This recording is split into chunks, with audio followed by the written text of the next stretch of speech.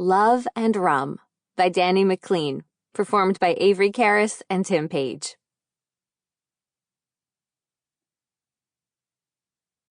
Chapter 1. Audrey. I checked my messages as I entered the bar. Nothing from Will yet, but I was early.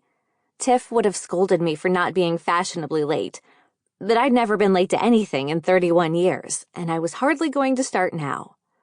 The bar was cute, or it might have been if I could have seen anything past my own hands. Tiff had said dim, but this was more like an 1820s Victorian cellar. The low two-seater tables flickered with the ambient light of a few battery-operated candles, and the best I could say about the rest of the decor was that it was black, or looked black in the darkness. As I waited, I fiddled with my phone. At least scrolling Instagram distracted me from being nervous. I cursed my dress choice as the hem rode up my thighs, and no amount of pulling would keep it in place. My legs looked amazing, though, so that was a plus.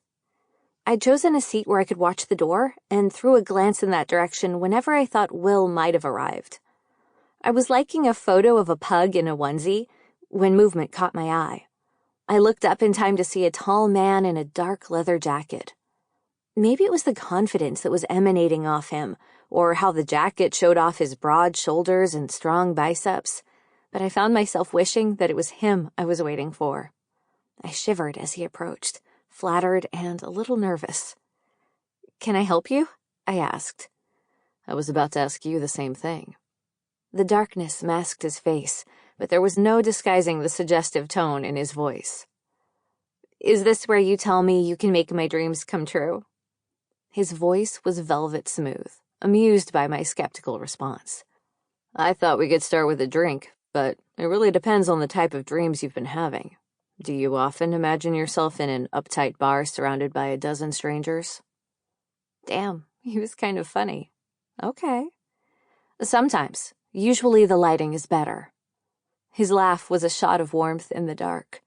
There was no way to get a read on his features in this light, not while he was towering above me, but I still felt myself flush under his gaze.